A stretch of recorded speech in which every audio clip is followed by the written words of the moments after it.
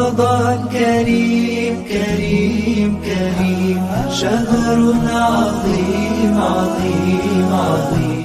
الحمد لله رب العالمين والصلاة والسلام على أشرف الأنبياء والمرسلين وعلى آله وصحبه والتابعين لهم بإحسان إلى يوم الدين. يا أيها الذين آمنوا اتقوا الله حق تقاته ولا تموتن إلا وأنتم مسلمون. ثم أما بعد. Hadirin dan hadirat jamaah sholat tarawih Masjid Al-Islam yang kami cintai bersama, alhamdulillah kita ucapkan puji dan syukur kehadirat Allah Subhanahu wa Ta'ala atas nikmat iman dan Islam. Ya, iman dan Islam adalah nikmat yang paling utama dari segala nikmat yang kita terima. Jadi nikmat itu ada dua, nikmat agama dan nikmat dunia. Makanya kita harus banyak bersyukur kepada Allah Subhanahu wa Ta'ala atas nikmat ini. Hari ini, malam ini adalah malam Ramadan, malam pertama bulan Ramadan 1445 Hijriah, bertepatan dengan tahun 2000 berapa? Saya lupa. 2024. Saking lamanya mesantren jadi lupa. Jadi Ramadan 1445 ini,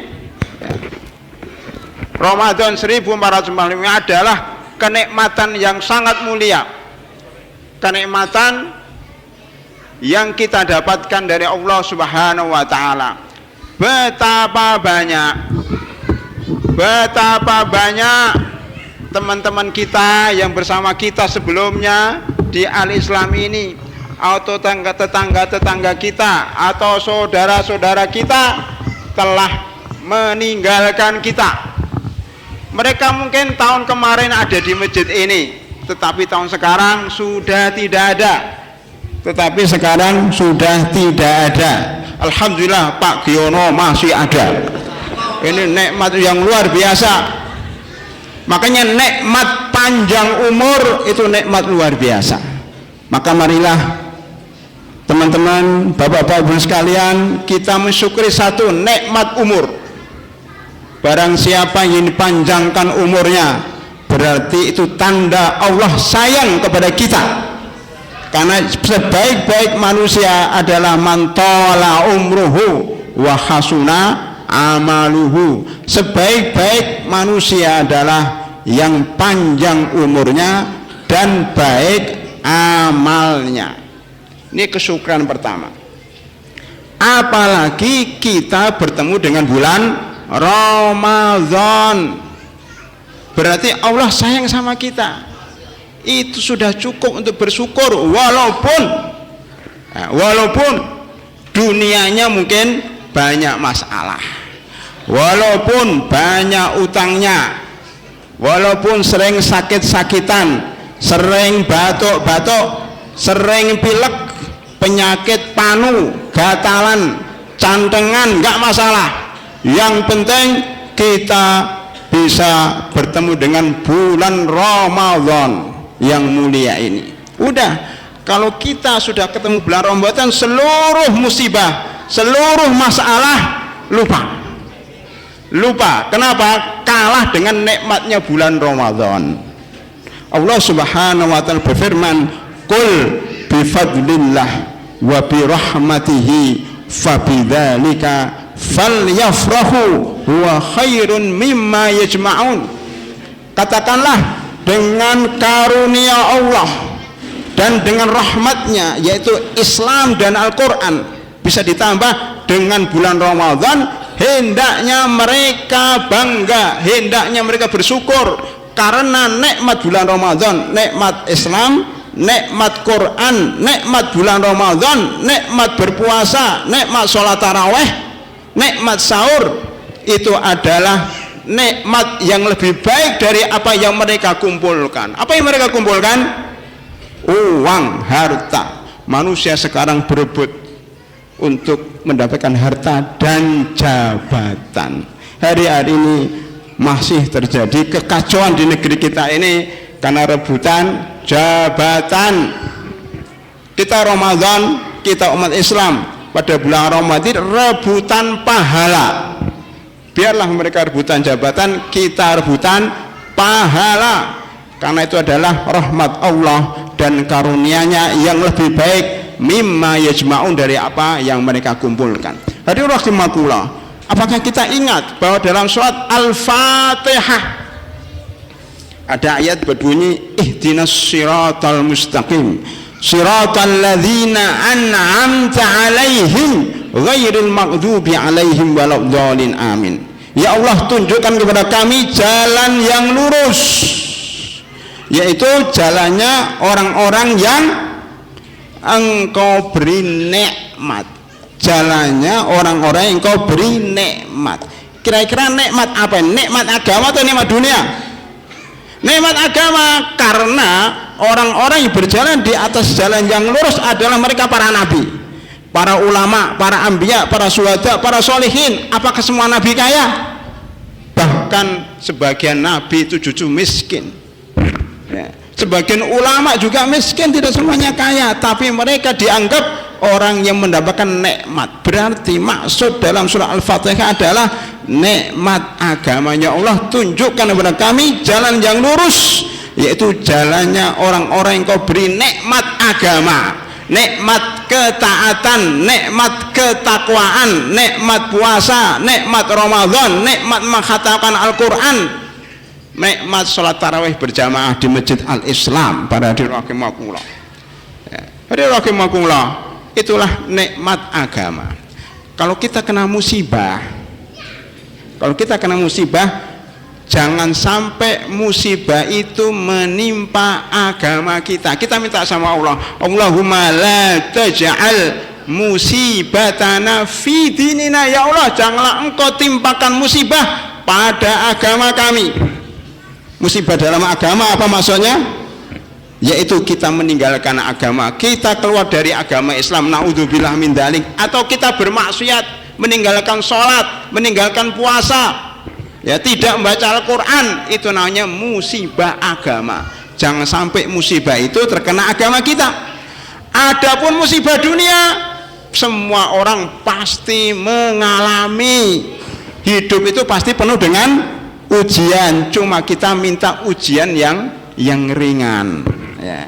Allahumma aqsim lana min khasyatika ma tahulu bihi bainana wa baina ma'siyatik, wa min ta'atika ma tuballighuna bihi jannatak, wa minal yaqini ma tuhawwinu bihi alaina masaibad dunya. Ya Allah, berikan kami rasa yakin,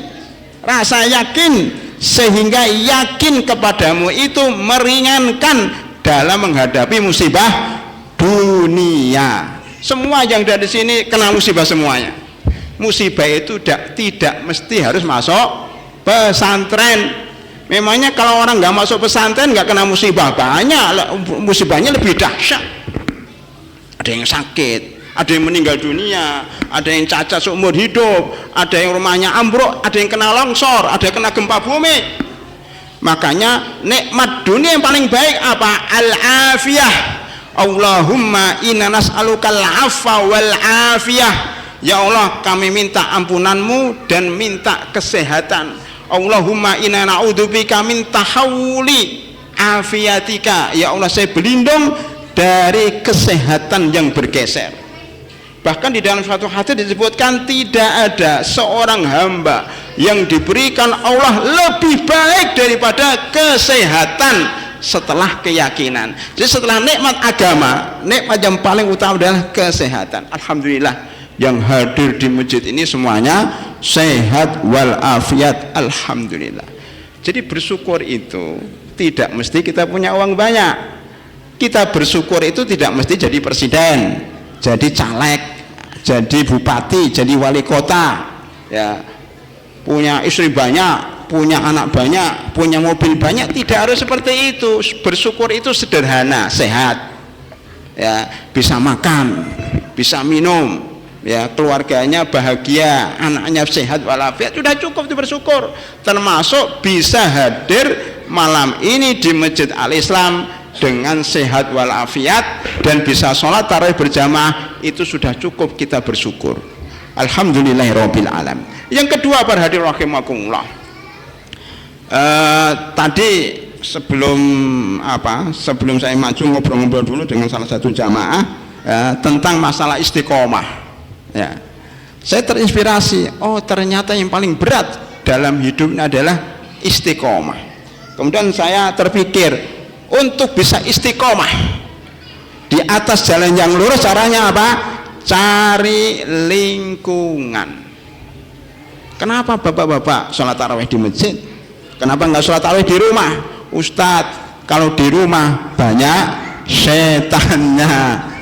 Ibu-ibu, padahal sunnahnya ibu-ibu sholatnya di rumah. Kenapa ke masjid? Nyari lingkungan, Ustadz. Di masjid ada ceramahnya, di masjid banyak orang yang sholat taraweh, sehingga yang tadinya malas akhirnya menjadi rajin. Jadi kita rajin dengan temannya. Bahkan dalam suatu hadis disebutkan, orang yang menuntut ilmu itu tidak akan sengsara karena banyak teman-temannya yang hadir. Bahkan yang sering sholatnya ngantuk, yang sering sholatnya nggak khusyuk, sering melamun, pergilah ke masjid. Karena walaupun Anda melamun, walaupun mengantuk, tapi kan dapat pahala dari sampingnya. Itu teknik mencari pahala, teknik supaya istiqomah. Kalau di rumah, yakin ibu-ibu tidak jadi sholat taraweh karena ada anak-anak, ada televisi, ada HP, kepingin masak ini, masak besok untuk persiapan buka persiapan sahur besok. Tapi kalau sudah di masjid, alhamdulillah, semuanya baik-baik saja, semuanya semangat, karena kita ketika beribadah ini dibantu dengan teman-teman kita. Oleh karena itu carilah satu masjid yang lingkungannya baik, masjid yang jamaahnya banyak. Ya, karena apa? Semakin banyak jamaahnya, semakin banyak pahalanya. Itu hadirin rahimakumullah. Oleh karena itu, ya, kita di dalam melaksanakan bulan Ramadan ini harus saling membantu. Wa ta'awanu 'alal birri wat taqwa. Salinglah bantu membantu di dalam melaksanakan ketakwaan dan kebaikan. Allah juga berfirman dalam surat Surah ayat 13, an aqimuddina wa la tatafarraqu. Tegakkan agama, tegakkan ajaran Islam, jangan berselisih, artinya bersama-sama. Contoh para hadirin rahimakumullah, sholat tarawih ini apakah bisa dilaksanakan satu orang? Apakah bisa dilaksanakan satu orang?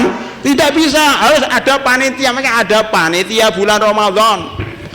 Nanti besok sore umpamanya ada buka bersama, apakah bisa dilakukan satu orang? Tidak bisa, maka harus bersama-sama.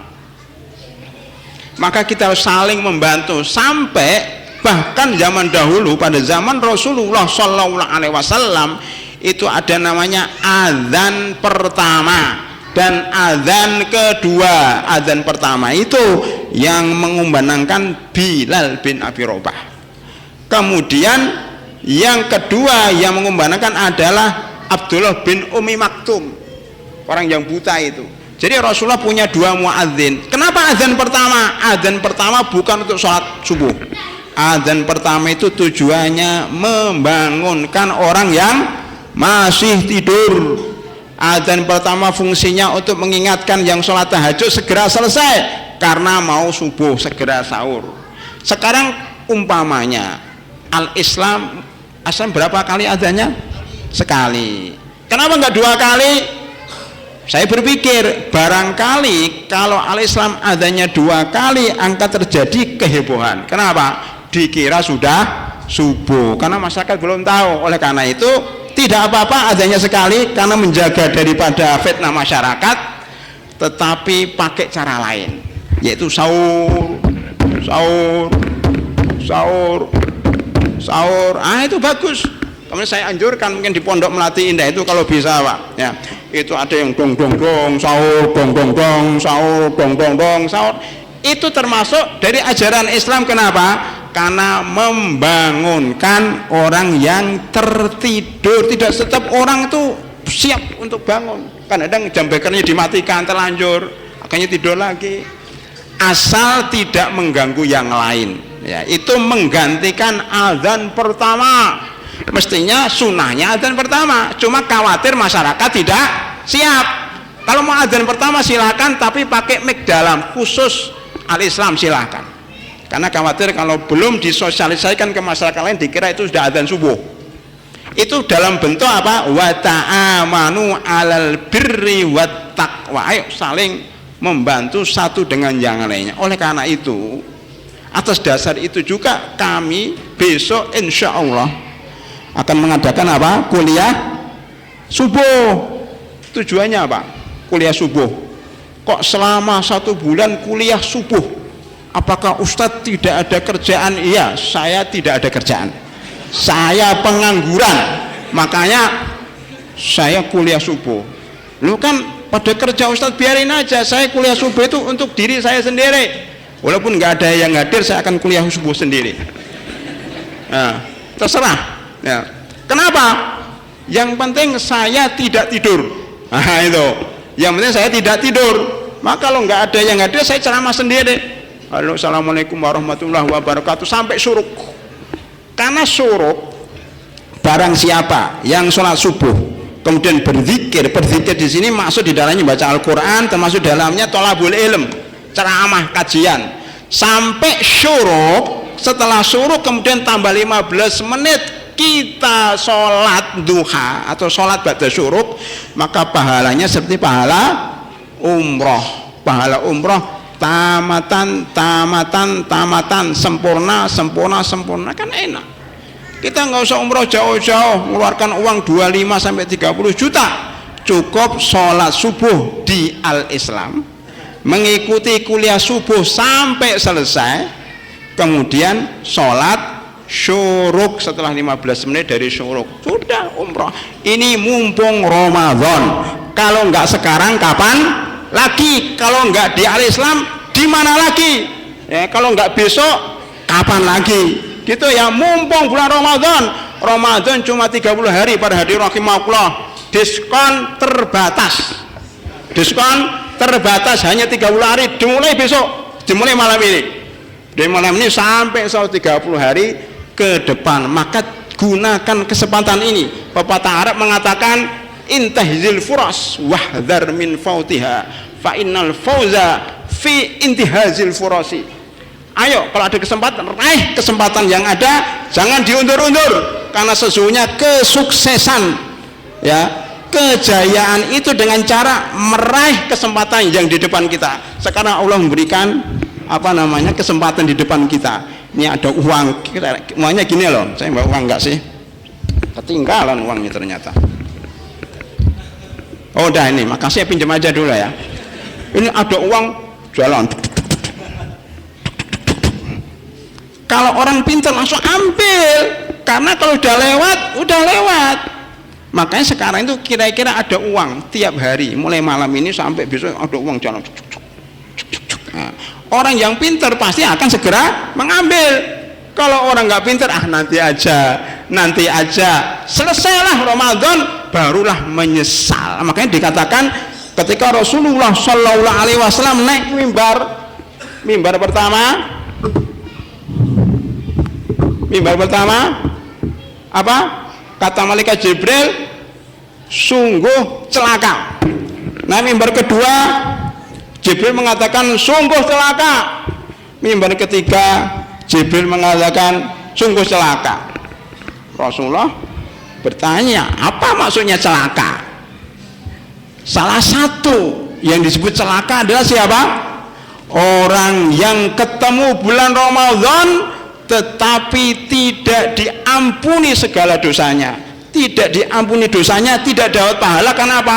Menyanyiakan kesempatan. Wah, ada uang kok nggak mau ngambil. Memang nggak kelihatan pahala. Itu namanya al-iman bil ghaibi, iman kepada uang yang nggak kelihatan. Uang terhadap pahala yang nggak kelihatan. Memang sekarang manusia itu kalau kelihatan seneng, kalau nggak kelihatan mana pahalanya? Nggak ada Ustadz. Surga kayak apa Ustadz? Orang nggak tertarik. Itulah pentingnya al-iman bil ghaib. Walaupun nggak kelihatan pahalanya, nggak kelihatan uangnya, nggak kelihatan surganya, nggak kelihatan Allah ya, maka kita beribadah seakan-akan Allah melihat kita. Kita beribadah seakan-akan surga di depan kita. Begitu para hadirin rahimakumullah. Namanya ilmu bayangan. Saya dapatkan di pesantren tuh, ilmu bayangan, membayangkan sesuatu. Dulu kalau saya makan nggak ada lauk, ketika dikirimi ikan itu tinggal bungkusnya aja, masih ada ikannya. Saya bilang sama temannya, jangan buang. Kenapa Ustaz? Pokoknya diem aja, nanti saya beritahu. Ketika makan nggak ada lauk, saya keluarkan tutup ikan itu, yang masih ada gambarnya ikan bakar enak, cuma gambar doang. Saya taruh di depan dan saya makan sambil lihat ikan. Wah, enak banget ikannya. Akhirnya semangat makan sampai habis gara-gara lihat ikan. Itu namanya ilmu bayangan, membayangkan kita lagi makan ikan bakar. Nah, itu penting itu. Ada teman juga, bayangkan para hadirin kalau makan di sampingnya ada istri katanya, dia makan sama istrinya, bayangan saja. Wah, itu penting. Maka itu ada dalam Islam ya. Antak Buddha Allah ka'annaka tarau. Engkau beribadah kepada Allah seakan-akan kau melihatnya. Jika engkau tidak melihatnya, maka Allah akan melihat kalian. Itulah tingkatan Islam yang paling tinggi, yang namanya ihsan. Oleh karena itu pada Allah, marilah pada bulan Ramadan ini, pertama supaya istiqomah, kita cari lingkungan yang baik, lingkungan orang-orang yang semangat, supaya kita ikut semangat. Jangan bergaul dengan orang-orang yang malas. Kalau sedang malas di rumah, pergi ke tempat yang semangat, yaitu masjid. Termasuk itikaf itu juga mencari lingkungan yang baik. Yang kedua, marilah kita saling menasihatin, saling mengkondisikan, saling bekerja sama dalam mengangkat Islam ini, termasuk sholat jamaah, termasuk sholat taraweh, iftar berjamaah, sahur berjamaah, sholat malam berjamaah, semuanya berjamaah. Tujuannya apa? Supaya kita ringan di dalam melaksanakan perintah Allah. Mudah-mudahan bermanfaat. Ketemu besok pagi. Assalamualaikum warahmatullahi wabarakatuh.